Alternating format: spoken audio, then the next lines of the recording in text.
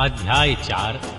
मैना को प्रत्यक्ष दर्शन देकर शिवा देवी का उन्हें अभिष्ट वरदान से संतुष्ट करना तथा मैना से मैनाक का जन्म। श्री नारद जी ने पूछा, पिताजी, जब देवी दुर्गा अंतर्ध्यान हो गई और देवगण अपने अपने धाम को चले गए, इसके बाद क्या हुआ? श्री ब्रह्मा जी ने कहा, मेरे पुत्रों में श्रेष्ठ प्रियवर नारद, जब भगवान विष्णु आदि देव समुदाय हिमालय और मैना देवी की आराधना का उपदेश देकर चले गए, तब गिरिराज हिमाचल और मैना दोनों दंपत्ति ने बड़ी भारी तपस्या आरंभ की। वे दिन रात शंभु और शिवा का चिंतन करते हुए भक्ति युक्त चित्त से नित्य उनकी समयाक रीति से आराधना करने लगे। हिमवान की पत्नी मैना बड़ी प्रसन्नता से भगवान शिव सहित शिवा देवी की पूजा करने में लगी रहती।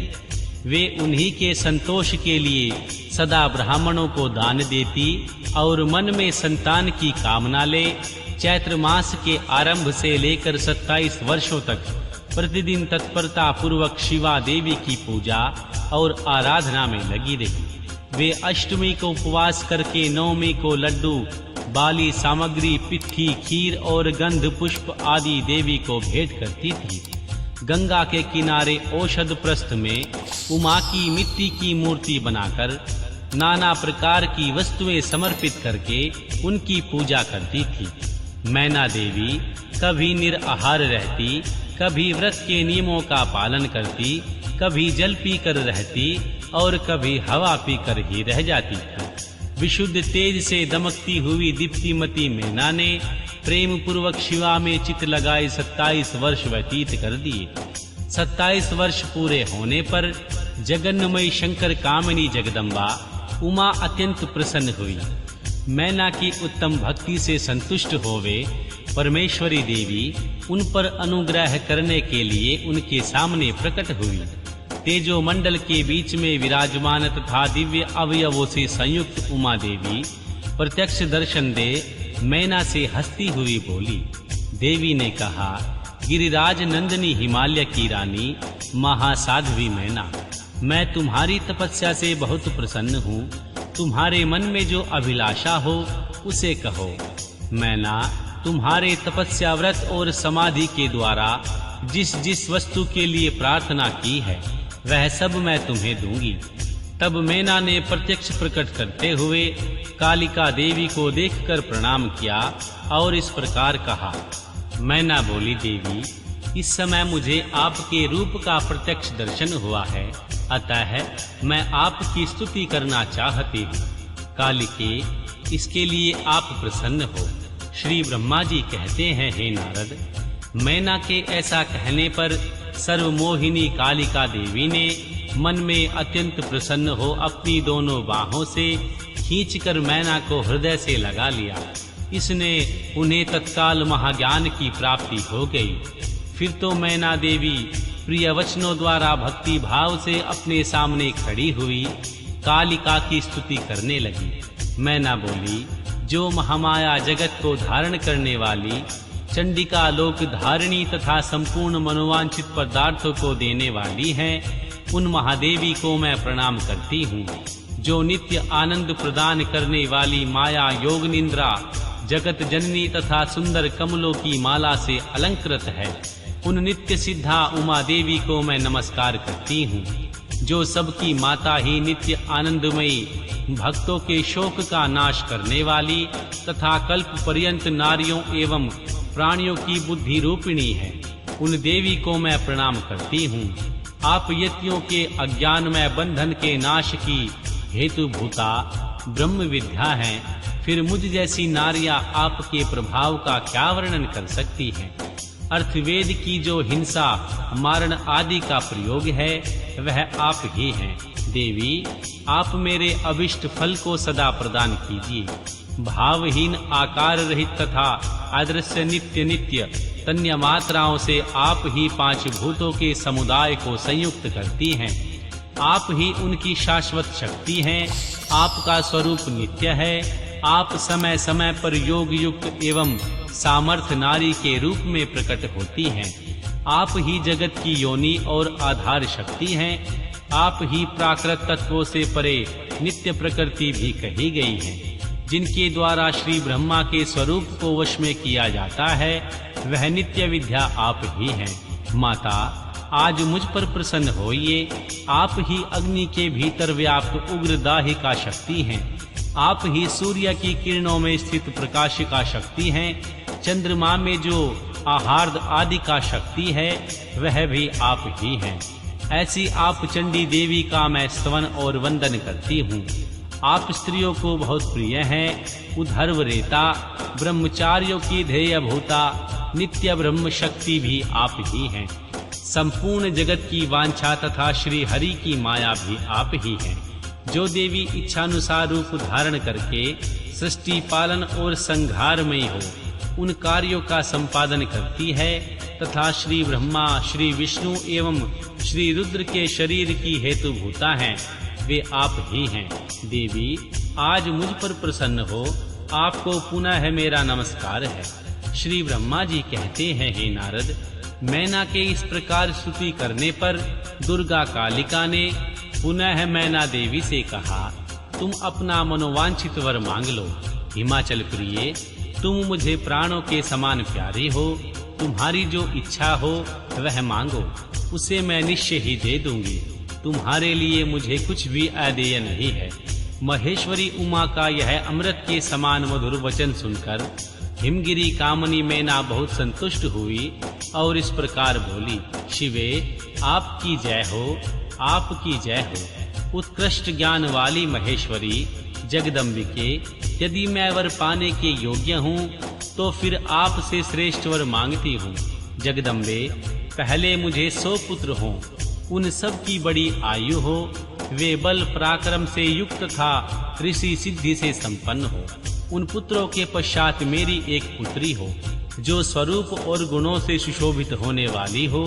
वह दोनों कुलों को आनंद देने वाली तथा तीनों लोकों में पूजित हो। जगदम्बिके शिवे, आप ही देवताओं का कार्य सिद्ध करने के लिए मेरी पुत्री तथा रुद्रदेव की पत्नी होगी। तदनुसार लीला कीजिए। श्री ब्रह्मा जी कहते हैं, हे नारद, मैना की यह बात सुनकर प्रसन्न हृदया देवी उमा ने उनके मनोरथ को पूर्ण करने के लिए मुस्कुराकर कहा। देवी बोली, पहले तुम्हें 100 बलवान पुत्र प्राप्त होंगे। उनमें भी एक सबसे अधिक बलवान और प्रधान होगा, जो सबसे पहले उत्पन्न होगा। तुम्हारी भक्ति से संतुष्ट हो मैं स्वयं तुम्हारे यहाँ पुत्री के रूप में अवतीर्ण होंगी और समस्त देवताओं से सेवित हो उनका कार्य सिद्ध करूंगी। ऐसा कहकर जगद्धात्री परमेश्वरी कालिका शिवा मैना के देखते देखते वहीं अदृश्य हो गई। तात, महेश्वरी से अभिष्ट वर पाकर मैना को भी अपार हर्ष हुआ और उनका तपस्या जनित सारा कलेश नष्ट हो गया। मुने, फिर काल क्रम में मैना के गर्भ रहा और वह प्रतिदिन बढ़ने लगा। समय अनुसार एक उत्तम पुत्र को जन्म दिया, जिसका नाम मैनाक था। उसने समुद्र के साथ उत्तम मैत्री बांधी। वह अद्भुत पर्वत नागवधों के उपभोग का स्थल बना हुआ है। उसके समस्त अंग श्रेष्ठ हैं। हिमालय के 100 पुत्रों में वह सबसे श्रेष्ठ और महान बल पराक्रम से संपन्न है। अपने से या अपने बाद प्रकट हुए समस्त पर्वतों में एकमात्र मैनाक ही पर्वतराज के पद पर प्रतिष्ठित है।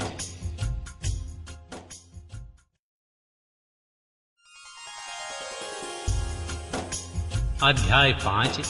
देवी उमा का हिमवान के हृदय तथा मैना के गर्भ में आना, गर्भ अवस्था देवी का देवताओं द्वारा स्तवन, उनका दिव्य रूप में प्रादुर्भाव, माता मैना से बातचीत तथा नवजात कन्या के रूप में परिवर्तित होना।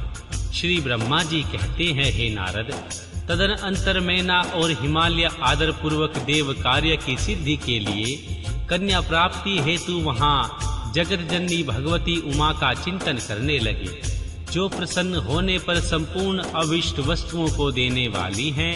वे महेश्वरी उमा अपने पूर्ण अंश से गिरिराज हिमवान के चित्त में प्रविष्ट हुई। इससे उनके शरीर में अपूर्व एवं सुंदर प्रभाव उतर आए।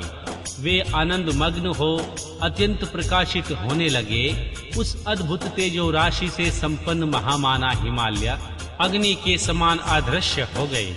तत्पश्चात सुंदर कल्याणकारी समय में गिरिराज हिमालय ने अपनी प्रिया मैना के उदर में शिवा के उत्तम परिपूर्ण अंश का आधान किया। इस तरह गिरिराज की पत्नी मैना ने हिमवान के हृदय में विराजमान करुणा निधान देवी की कृपा से सुखदायक गर्भ धारण किया। संपूर्ण जगत की निवास भूता देवी के गर्भ में आने से गिरिराज प्रिया मैना सदा तेजो मंडल के बीच स्थित होकर अधिक शोभा पाने लगी। अपनी प्रिया शोभांगी मैना को देखकर गिरिराज हिमवान बड़ी प्रसन्नता का अनुभव करने लगे। गर्भ में मां जगदम्बा के आ जाने से वे महान तेज से संपन्न हो गई थी। मुने उस अवसर में श्री विष्णु आदि देवता और मुनियों ने वहां आकर गर्भ में निवास करने वाली देवी शिवा की स्तुति की और तदनंतर महेश्वरी की नाना प्रकार से स्तुति करके प्रसन्नचित्त हुए। वे सब देवता अपने अपने धाम को चले गए।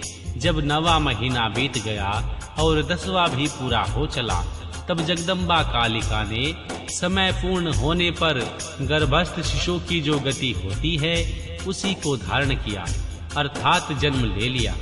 उस समय अवसर पर आधाशक्ति सती साध्वी शिवा पहले मैना के सामने ही अपने रूप में प्रकट हुई। वसंत ऋतु में चैत्र मास की 9वीं तिथि को मृगशिरा नक्षत्र में आधी रात के समय चंद्रमंडल से आकाश गंगा की भांति मैना ने उदर देवी से शिवा का ही अपने रूप में प्रादुर्भाव हुआ। उस समय संपूर्ण संसार में प्रसन्नता छा गई। अनुकूल हवा चलने लगी जो सुंदर सुगंधित एवं गंभीर थी। उस समय जल की वर्षा के साथ फूलों की वृष्टि हुई। भगवान विष्णु आदि सब देवता वहां आ गए। सबने सुखी होकर प्रसन्नता के साथ मां जगदम्बा के दर्शन किए और शिवलोक में निवास करने वाली दिव्य रूपा महामाया शिव कामिनी मंगलमयी कालिका माता का स्तवन किया। हे नारद, जब देवता लोग स्तुति करके चले गए, तब मैना उस समय प्रकट हुई नील कमल दल के समान कांति वाली श्यामवर्णा देवी को देखकर अतिशय आनंद का अनुभव करने लगी।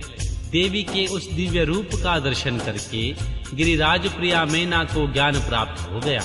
वे उन्हें परमेश्वरी समझकर अत्यंत हर्ष से उल्लासित हो उठी और संतोष पूर्वक बोली। मैना ने कहा, जगदम्बे महेश्वरी, आपने बड़ी कृपा की जो मेरे सामने प्रकट हुई। अंबिके, आपकी बड़ी शोभा हो रही है। शिवे, आप संपूर्ण शक्तियों में आधा शक्ति हैं, तीनों लोकों की जननी हैं। देवी, आप भगवान शिव को सदा ही प्रिय हैं तथा संपूर्ण देवताओं से प्रशंसित पराशक्ति हैं। महेश्वरी, आप कृपा करें और इसी रूप में मेरे ध्यान में स्थित हो जाएं। साथ ही मेरी पुत्री के अनुरूप प्रत्यक्ष दर्शनीय रूप धारण करें। श्री ब्रह्मा जी कहते हैं, हे नारद, पर्वत पत्नी मैना की यह बात सुनकर अत्यंत प्रसन्न हुई देवी शिवा ने उस गिरि प्रिया को इस प्रकार उत्तर दिया। देवी बोली, मैना, तुमने पहले तत्परता पूर्वक मेरी बड़ी सेवा की थी। उस समय तुम्हारी भक्ति से प्रसन्न हो मैं वर देने के लिए तुम्हारे निकट आई। वर मांगो। मेरी इस वाणी को सुनकर तुमने जो वर मांगा वह इस प्रकार है, महादेवी, आप मेरी पुत्री हो जाए और देवताओं का हित साधन करे। तब मैंने तथास्तु कहकर तुम्हें सादर वर दे दिया था और मैं अपने धाम को चली गई। गिरिजा कामिनी, उस वर के अनुसार समय पाकर आज मैं तुम्हारी पुत्री हो गई हूँ। आज मैंने जो दिव्य रूप का दर्शन कराया है, इसका उद्देश्य इतना ही है, तुम्हें मेरे स्वरूप का स्मरण हो जाए, अन्यथा मनुष्य रूप में प्रकट होने पर मेरे विषय में तुम अनजान ही बनी रहती। अब तुम दोनों दंपत्ति उत्तरी भाव से अथवा दिव्य भाव से मेरा निरंतर चिंतन करते हुए मुझ में स्नेह रखो। इससे मेरी उत्तम गति प्राप्त होगी। मैं पृथ्वी पर अद्भुत लीला करके देवताओं का कार्य सिद्ध करूंगी। भगवान शंभु की पत्नी होंगी और सज्जनों का संकट से उद्धार करूंगी। ऐसा कहकर जगत माता शिवा चुप हो गई और उसी क्षण माता के देखते देखते प्रसन्नता पूर्वक नवजात पुत्री के रूप में परिवर्तित हो गई। अध्याय 6 देवी पार्वती का नामकरण और विद्या अध्ययन। महर्षि नारद का हिमवान के यहाँ जाना, देवी पार्वती का हाथ देखकर भावी फल बताना। चिंतित हुए हिमवान को आश्वासन दे देवी पार्वती का विवाह भगवान शंकर के साथ करने को कहना और उनके संदेह का निवारण करना। श्री ब्रह्मा जी कहते हैं, हे नारद, मैना के सामने महातेजस्विनी कन्या होकर लौकिक गति का आश्रय ले वह रोने लगी। उसका मनोहर रुदन सुनकर घर की सब स्त्रियां हर्ष से खिल उठी और वेग से प्रसन्नता पूर्वक वहां आ पहुंची। नील कमल दल के समान श्याम कांति वाली उस समय परम तेजस्विनी और मनोरम कन्या को देखकर गिरिराज हिमालय अतिशय आनंद में निमग्न हो गए। तदनंतर सुंदर मुहूर्त में मुनियों के साथ हिमवान ने अपनी पुत्री के काली आदि सुखदायक नाम रखे। देवी शिवा गिरिराज के भवन में दिनों दिन बढ़ने लगी। ठीक उसी तरह जैसे वर्षा के जल में गंगा जी की जल राशि और शरद ऋतु के शुक्ल पक्ष में चांदनी बढ़ती है, सुशीलता आदि गुणों से संयुक्त तथा बंधु जनों की प्यारी उस कन्या को कुटुंब के लोग अपने कुल के अनुरूप पार्वती नाम से पुकारने लगे। माता ने कालिका को उमा अरि तपस्या मत कर कहकर तप करने से रोका था। मुने इसलिए वह सुंदर मुख वाली गिरिजा नंदिनी आगे चलकर लोक में उमा के नाम से विख्यात हो गई। महर्षि नारद तदनंतर जब विद्या के उपदेश का समय आया, तब देवी शिवा अपने चित्त को एकाग्र करके बड़ी प्रसन्नता के साथ श्रेष्ठ गुरु से विद्या पढ़ने लगी। पूर्व जन्म की सारी विद्याएं उन्हें उसी तरह प्राप्त हो गई जैसे शरद काल में हंसों की पात अपने आप स्वर गंगा के तट पर पहुंच जाती है और रात्रि में अपना प्रकाश स्वतः महाऔषधियों को प्राप्त हो जाता है। मुने इस प्रकार मैंने शिवा की एक लीला का वर्णन किया है। अब एक अन्य लीला का वर्णन करूंगा, ध्यान देकर सुनो। एक समय की बात है जब तुम भगवान शिव की प्रेरणा से प्रसन्नता पूर्वक हिमाचल के घर गए। मुने तुम शिव तत्व के ज्ञाता और उनकी लीला के जानकारों में श्रेष्ठ हो।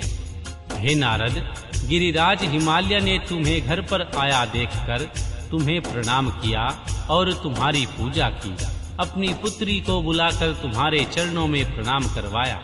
मुनीश्वर फिर स्वयं ही तुम्हें नमस्कार करके हिमाचल ने अपने सौभाग्य की सराहना की और अत्यंत मस्तक झुकाकर हाथ जोड़कर तुमसे कहा। हिमालय बोले, हे मुने नारद, ब्रह्मपुत्रों में श्रेष्ठ ज्ञानवान प्रभु, आप सर्वज्ञ हैं और कृपा पूर्वक दूसरों के उपकार में लगे रहते हैं। मेरी पुत्री की जन्म कुंडली में जो गुण दोष हो उसे बताइए। मेरी बेटी किसकी सौभाग्यवती प्रिय पत्नी होगी? श्री ब्रह्मा जी कहते हैं, मुनि श्रेष्ठ, तुम बातचीत में कुशल और कौतुकी तो हो ही।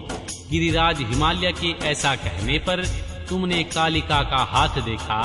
उनके संपूर्ण अंगों पर विशेष रूप से दृष्टिपात करके हिमालय ने इस प्रकार कहना आरंभ किया। श्री नारद जी बोले, शैलराज और मैना, आपकी यह पुत्री चंद्रमा की आदि कला के समान बड़ी है। समस्त शुभ लक्षण इसके अंगों की शोभा पाते हैं। यह अपने पति के अत्यंत सुखदायिनी होगी और माता पिता की भी कीर्ति बढ़ाएगी। संसार की समस्त नारियों में यह परम साध्वी और स्वजनों को सदा महान आनंद देने वाली होगी। गिरिराज, तुम्हारी पुत्री के हाथ में सब उत्तम लक्षण विद्यमान हैं। केवल एक रेखा विलक्षण है, उसका यथार्थ फल सुनो। इसे ऐसा प्रतीत होता है जो योगी नंग धड़ंग रहने वाला निर्गुण और निष्काम होगा।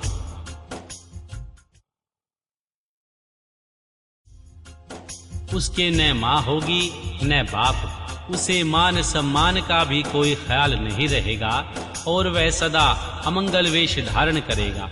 श्री ब्रह्मा जी कहते हैं, हे नारद, तुम्हारी इस बात को सुनकर सत्य मानकर मैना तथा हिमाचल पत्नी दोनों बहुत दुखी हुए, परंतु जगदम्बा शिवा तुम्हारे ऐसे वचन को सुनकर और लक्षणों द्वारा उस भावी पति को शिव मानकर मन ही मन हर्ष से खिल उठी। महर्षि नारद जी की यह बात कभी झूठ नहीं हो सकती, यह सोचकर शिवा भगवान शिव के युगल चरणों में संपूर्ण हृदय से अत्यंत स्नेह करने लगी। हे नारद, उस समय मन ही मन दुखी हो हिमवान ने तुमसे कहा, मुने, उस रेखा का फल सुनकर मुझे बड़ा दुख हुआ। मैं अपनी पुत्री को उससे बचाने के लिए क्या उपाय करूं? मुने, तुम महान कौतुक करने वाले और वार्तालाप विशारद हो। हिमवान की यह बात सुनकर अपने मंगलकारी वचनों द्वारा उनका हर्ष बढ़ाते हुए तुमने इस प्रकार कहा। महर्षि नारद बोले, गिरिराज, तुम स्नेह पूर्वक सुनो, मेरी बात सच्ची है, वह झूठ नहीं होगी। हाथ की रेखा ब्रह्मा जी की लिपि है, निश्चय ही वह मिथ्या नहीं हो सकती।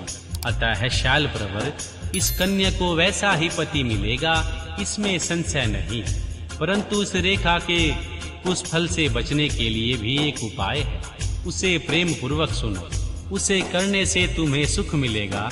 मैंने जैसे वर का निरूपण किया है वैसे ही भगवान शंकर हैं। वे सर्व सामर्थ्य हैं और लीला के लिए अनेक रूप धारण करते हैं। उनमें समस्त कुलक्षण सद्गुणों के समान हो जाएंगे, समर्थ पुरुष में सद्गुणों के समान हो जाएंगे। कोई दोष भी न हो तो वह उसे दुख नहीं देता। असमर्थ के लिए ही वह सदा दुखदायक होता है। इस विषय में सूर्य, अग्नि और गंगा का दृष्टांत सामने रखना चाहिए। इसलिए तुम विवेक पूर्वक अपनी कन्या शिवा भगवान शिव के हाथों में सौंप दो। भगवान शिव सबके ईश्वर हैं, सेव्य, निर्विकार, सामर्थ्यशाली और अविनाशी हैं। वे जल्दी ही प्रसन्न हो जाते हैं, अतः शिवा को ग्रहण कर लेंगे, इसमें संशय नहीं है। विशेषतः है वे तपस्या से वश में हो जाते हैं। यदि शिवा तप करे सब काम ठीक हो जाएगा। सर्वेश्वर शिव सब प्रकार से समर्थ हैं। वे इंद्र के वज्र का भी विनाश कर सकते हैं। श्री ब्रह्मा जी के अधीन हैं तथा वे सबको सुख देने वाले हैं। माँ पार्वती भगवान शंकर की प्यारी पत्नी होगी। वह सदा रुद्रदेव के अनुकूल रहेगी, क्योंकि वह महासाध्वी और उत्तम व्रत का पालन करने वाली है तथा माता पिता के सुख को बढ़ाने वाली है। वह तपस्या करके भगवान शिव के मन को अपने वश में कर लेगी और वे भगवान भी इनके सिवा किसी दूसरी स्त्री से विवाह नहीं करेंगी। इन दोनों का प्रेम एक दूसरे के अनुरूप है। वैसा उच्च कोटि का प्रेम न तो किसी का हुआ है और न इस समय है और न ही आगे कभी होगा। गिरिश्रेष्ठ, इन्हें देवताओं के कार्य करने हैं। उनके जो काम नष्ट प्राय हो गए हैं उन सब का इनके द्वारा पुनः उज्जीवन या उद्धार होगा। आद्रिराज, आपकी कन्या को पाकर ही भगवान हर अर्धनारीश्वर होंगे। इन दोनों का पुनः हर्ष पूर्वक मिलन होगा। सबकी यह पुत्री आपकी तपस्या के प्रभाव से सर्वेश्वर महादेव को संतुष्ट करके उनके शरीर के आधे भाग को अपने अधिकार में लेंगी, उनका अर्धांग बन जाएंगे। गिरिश्रेष्ठ, तुम्हें अपनी यह कन्या भगवान शंकर के सिवा किसी दूसरे को नहीं देनी चाहिए। यह देवताओं का गुप्त रहस्य है, इसे कभी प्रकाशित नहीं करना चाहिए। हिमालय ने कहा, ज्ञानी मुने नारद, मैं आपको एक बात बता रहा हूँ, उसे प्रेम पूर्वक सुनिए और आनंद का अनुभव कीजिए। सुना जाता है महादेव जी सब प्रकार की आसक्तियों का त्याग करके अपने मन को संयम में रखते हुए नित्य तपस्या करते हैं। देवताओं की भी दृष्टि में नहीं आते। देव ऋषि ध्यान मार्ग में स्थित हुए वे भगवान शंभु पार ब्रह्म में लगे हुए हैं। अपने मन को कैसे हटाएंगे, ध्यान छोड़कर विवाह करने को कैसे उद्यत होंगे, इस विषय में मुझे महान संदेह है।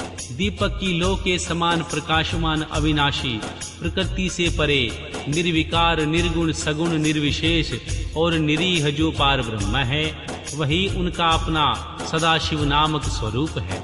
अतः वे उसी का सर्वत्र साक्षात्कार करते हैं, किसी ब्राहा अनात्मक वस्तु पर दृष्टि नहीं डालते। मुने, यहाँ आए हुए किन्नरों के मुख से उनके विषय में ऐसी नित्य बातें सुनी जाती हैं। क्या यह बात मिथ्या ही है?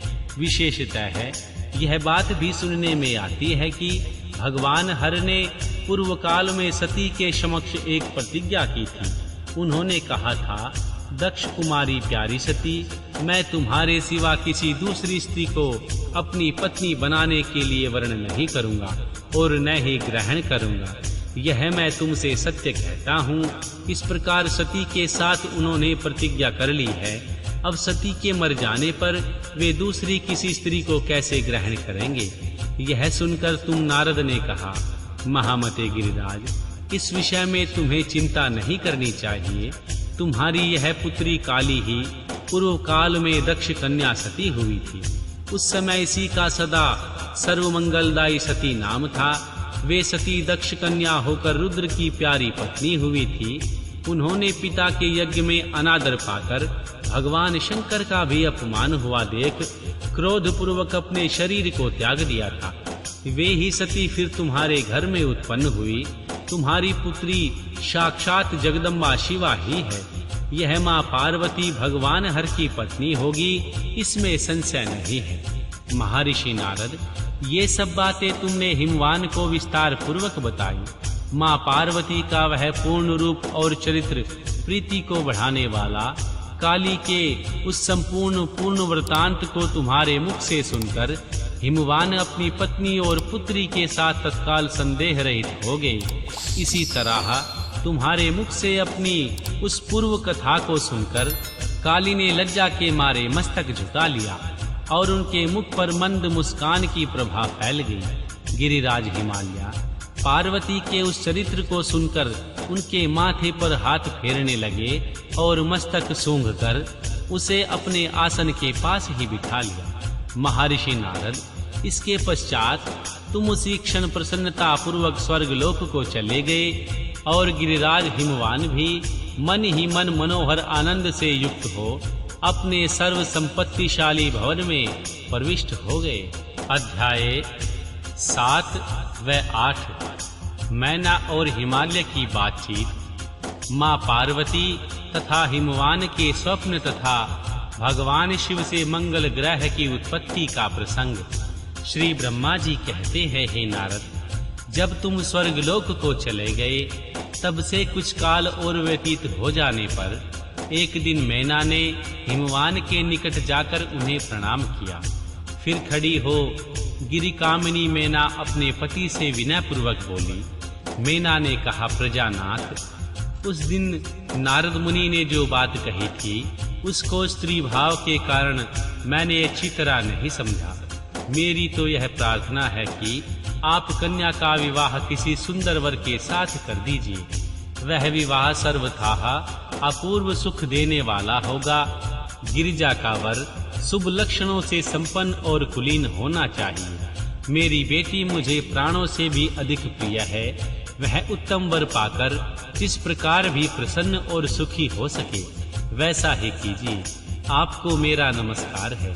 ऐसा कहकर मैना अपने पति के चरणों पर गिर पड़ी। उस समय उसके मुख पर आंसुओं की धारा बह रही थी।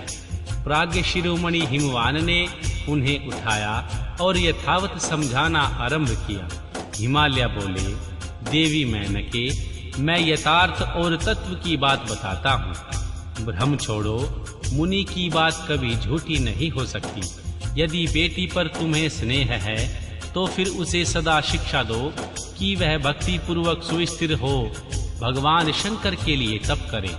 मैना के आदि भगवान शिव प्रसन्न होकर काली का पानी ग्रहण कर लेते हैं तो सब शुभ ही होगा। श्री नारद जी का बताया हुआ अमंगल या अशुभ नष्ट हो जाएगा। शिव के समीप सारे अमंगल सदा मंगल रूप हो जाते हैं। इसलिए तुम पुत्री को शिव की प्राप्ति के लिए तपस्या करने को शीघ्र आज्ञा दो। श्री ब्रह्मा जी कहते हैं, हे नारद, हिमवान की यह बात सुनकर मैना को बड़ी प्रसन्नता हुई। वे तपस्या में रुचि उत्पन्न करने के लिए पुत्री को उपदेश देने के निमित्त उनके पास गई, परंतु बेटी के सुकुमार अंग पर दृष्टिपात करके मैना के मन में बड़ी व्यथा हुई।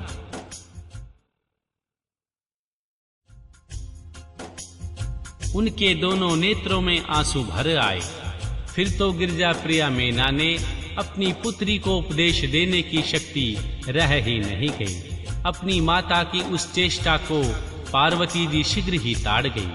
तब वे सर्वज्ञ परमेश्वरी कालिका देवी माता को बारंबार आश्वासन दे तुरंत बोली।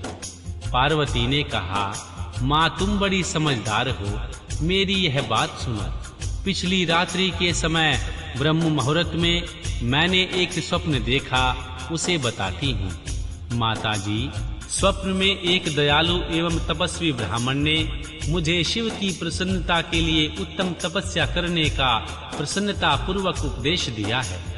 महर्षि नारद यह सुनकर मेनका ने शीघ्र अपने पति को बुलवाया और पुत्री के देखे हुए स्वप्न को पूर्णतः कह सुनाया। मेनका के मुख से पुत्री के स्वप्न को सुनकर गिरिराज हिमालय बड़े प्रसन्न हुए और अपनी प्रिय पत्नी को समझाते हुए बोले। गिरिराज ने कहा, प्रिय, पिछली रात में मैंने भी एक स्वप्न देखा है, मैं आदर पूर्वक उसे बताता हूँ, तुम प्रेम पूर्वक उसे सुनो।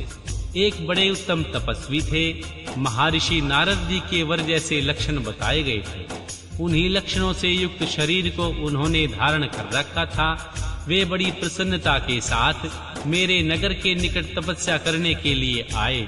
उन्हें देखकर मुझे बड़ा हर्ष हुआ और मैं अपनी पुत्री को साथ लेकर उनके पास गया। उस समय मुझे ज्ञात हुआ नारद जी के बताए हुए वर भगवान शंभु ये ही हैं। तब मैंने उन तपस्वी की सेवा के लिए अपनी पुत्री को उपदेश देकर उनसे प्रार्थना भी की कि वे इसकी सेवा स्वीकार करें, परंतु उस समय उन्होंने मेरी बात नहीं मानी। इतने ही में वहां संख्या और वेदांत के अनुसार बहुत बड़ा विवाद छिड़ गया। तदनंतर उनकी आज्ञा से मेरी बेटी वहीं रह गई और अपने हृदय में उन्हीं की कामना रखकर भक्ति पूर्वक उनकी स्तुति सेवा करने लगी। सुमुखी, यही मेरा देखा हुआ स्वप्न है जिसे मैंने तुम्हें बताया है। प्रिया, मैंने कुछ काल तक इस स्वप्न के फल की परीक्षा या प्रतीक्षा करनी चाहिए। समय यही उचित जान पड़ता है, तुम निश्चित समझो, यही मेरा विचार है। श्री ब्रह्मा जी कहते हैं, मुनीश्वर नारद, ऐसा कहकर गिरिराज हिमवान और मेनका का शुद्ध हृदय से उस स्वप्न के फल की परीक्षा एवं प्रतीक्षा करने लगे। देव ऋषि, शिव भक्त शिरोमणि भगवान शंकर का यश परम पावन मंगलकारी, भक्ति वर्धक और उत्तम है। तुम इसे आदर पूर्वक सुनो। दक्ष यज्ञ से अपने निवास स्थान कैलाश पर्वत पर आकर भगवान शंभु प्रिय विरह से कातर हो गए और प्राणों से भी अधिक प्यारी सती देवी का हृदय से चिंतन करने लगे। अपने पार्षदों को बुलाकर सती के लिए शोक करते हुए उनके प्रेम वर्धक गुणों का अत्यंत प्रीति पूर्वक वर्णन करने लगे। यह सब उन्होंने सांसारिक गति को दिखाने के लिए किया। फिर गृहस्थ आश्रम की सुंदर स्थिति तथा नीति रीति का परित्याग करके वे दिगंबर हो गए और सब लोकों में उत्तम गति की भांति भ्रमण करने लगे। लीला कुशल होने के कारण विरह की अवस्था का प्रदर्शन करने लगे। सती के विरह से दुखित हो कहीं भी उनका दर्शन न पाकर भक्त कल्याणकारी भगवान शंकर पुनः कैलाश गिरी पर लौट आए और मन को यत्न पूर्वक एकाग्र करके उन्होंने समाधि लगा ली, जो समस्त दुखों का नाश करने वाली है। समाधि में वे अविनाशी स्वरूप का दर्शन करने लगे। इस तरह तीनों गुणों से रहित हो वे भगवान शिव चिरकाल तक सुस्थिर भाव से समाधि लगाए बैठे रहे। वे प्रभु स्वयं ही माया के अधिपति निर्विकार पार ब्रह्म हैं। तदनंतर जब असंख्य वर्ष व्यतीत हो गए तब उन्होंने समाधि छोड़ी। इसके बाद तुरंत जो चरित्र हुआ उसे मैं तुम्हें बताता हूँ। भगवान शिव के ललाट से उस समय श्रम जनित पसीने की एक बूंद पृथ्वी पर गिरी और तत्काल एक शिशु के रूप में परिणित हो गई। मुने, उस बालक के 4 भुजाएं थी, शरीर की कांति लाल थी और आकार मनोहर था।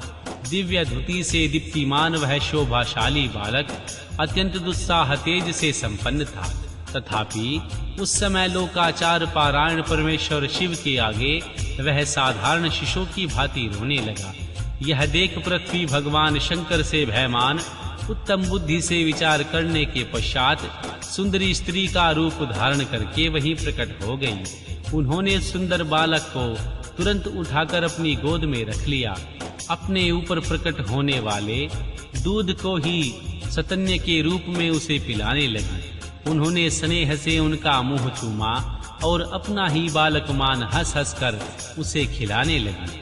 परमेश्वर शिव का हित साधन करने वाली पृथ्वी देवी सच्चे भाव से स्वयं उनकी माता बन गई। संसार की सृष्टि करने वाले परम कौतुकी एवं विद्वान अंतर्यामी शंभु यह चरित्र देखकर हंस पड़े और पृथ्वी को पहचान कर बोले, धारिणी तुम धन्य हो, मेरे इस पुत्र का प्रेम पूर्वक पालन करो। यह श्रेष्ठ शिशु महातेजस्वी शंभु के श्रम जल पसीने से ही तुम्हारे ऊपर उत्पन्न हुआ है। वसुधे, यह प्रियकारी बालक यद्यपि मेरे श्रम जल से प्रकट हुआ है, तथापि तुम्हारे नाम से ही तुम्हारे पुत्र के रूप में इसकी ख्याति होगी। यह सदा त्रिविध तपों से रहित होगा, अत्यंत गुणवान और भूमि देने वाला होगा। यह मुझे भी सुख प्रदान करेगा, तुम इसे अपनी रुचि के अनुसार ग्रहण करो। श्री ब्रह्मा जी कहते हैं, हे नारद, ऐसा कहकर भगवान शिव चुप हो गए। उनके हृदय से विरह का प्रभाव कुछ कम हो गया। उनमें विरह क्या था, वे लोकाचार का पालन कर रहे थे। वास्तव में सत्य पुरुषों के प्रिय श्री रुद्रदेव निर्विकार परमात्मा ही है। शिव की उपयुक्त आज्ञा को शिरोधार्य करके पुत्र सहित पृथ्वी देवी शीघ्र ही अपने स्थान को चली गई। उन्हें अत्यंतिक सुख मिला। वह बालक भौम नाम से प्रसिद्ध हो युवा होने पर तुरंत काशी चला गया और वहां उसने दीर्घ काल तक भगवान शंकर की सेवा की। विश्वनाथ जी की कृपा से ग्रह की पदवी पाकर वे भूमि कुमार शीघ्र ही श्रेष्ठ एवं दिव्य लोक में चले गए, जो शुक्र लोक से परे। अध्याय 9 व 10। भगवान शिव का गंगा अवतरण, तीर्थ में तपस्या के लिए आना, हिमवान द्वारा उनका स्वागत, पूजन और स्तवन तथा भगवान शिव की आज्ञा के अनुसार उनका उस स्थान पर दूसरों को न जाने देने की व्यवस्था करना। श्री ब्रह्मा जी कहते हैं, हे नारद, हिमवान की पुत्री लोक पूजित शक्ति स्वरूपा मां पार्वती हिमालय के घर में रहकर बढ़ने लगी। जब उनकी अवस्था 8 वर्ष की हो गई, तब देवी सती के विरह से कातर हुए शंभु को उनके जन्म का समाचार मिला। हे नारद, उस अद्भुत बालिका पार्वती को हृदय में रखकर वे मन ही मन बड़े आनंद का अनुभव करने लगे। इसी बीच में लौकिक गति का आश्रय ले शंभु ने अपने मन को एकाग्र करने के लिए तप करने का विचार किया। नंदी आदि कुछ शांत पार्षदों को ले वे हिमालय के उत्तम शिखर पर गंगा अवतरण नामक तीर्थ में चले आए, जहां पूर्व काल में ब्रह्म धाम से च्युत होकर समस्त पाप राशि का विनाश करने के लिए चली हुई परम पावनी गंगा पहले ही पहल भूतल पर अवतीर्ण हुई थी। जितेंद्रिय हर ने वहीं रहकर तपस्या आरंभ की। वे आलस्य रहित हो चेतन ज्ञान स्वरूप नित्य ज्योतिर्मय निरमय जगन्मय चिंतानंदमय स्वरूप द्वैतहीन तथा आश्रय रहित अपने आत्मभूत परमात्मा का एकाग्र भाव से चिंतन करने लगे। भगवान हर के ध्यान पारायण होने पर नंदी भृंगी आदि सब कुछ अन्य पार्षदगण भी ध्यान में तत्पर हो गए। उस समय कुछ ही प्रथम गण परमात्मा शंभु की सेवा करते थे। वे सब के सब मौन रहते थे और एक शब्द भी नहीं बोलते थे।